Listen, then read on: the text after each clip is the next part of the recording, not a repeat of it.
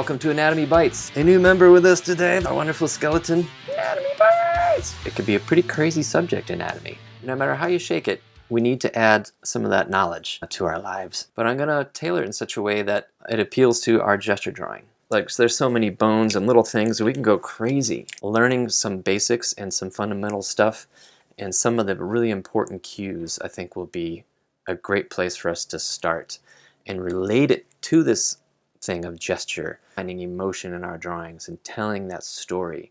Not to get sidetracked with, okay, now we're going to stiffen up and learn all about the bicep. We're going to do it in bite-sized pieces. And today we're going to talk about proportion. How many heads high is a person? We are 7.5 to 8 heads high, depending. The halfway point of the body, okay, from tip to tip, would be the bottom of the crotch. So there's our 8 heads.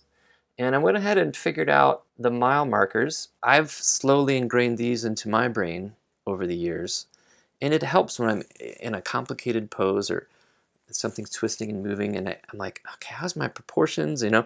And I literally take my fingers, maybe you do this, maybe you don't, and I'm like 1, 2, 3, 4, 5, you know, and I try to find out the mile markers, okay? And so the first mile marker is number 2 there, is the chest, or right where your nipples are, basically, right in that line. That would be from like one head down. So that's head number 2. The next one down would be your belly button, and the next one down would be the crotch, so your halfway point, so we're already halfway through. Very good.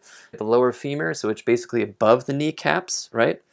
Not resting on the knee, but kind of like the lower 2/3 of the femur, which is our giant leg bone. Can I get it up here? So number 6, we're going bam, right where the whole kneecap area. And then number 7 would be ending above the ankles to the floor, would be your 8th head. So boom, there you go. Next week, we're going to talk about line of action, how things relate to line of action, and angles, which is another one of my big 3, and shapes, because that starts to relate into form and things like that. And as time goes on, we'll be getting into more bones and things like that. The different areas like the clavicle and these muscles, how they wrap around, and to try to get anatomy, not stiffen up your pose, but to actually use it as a tool to get more movement in your pose, okay?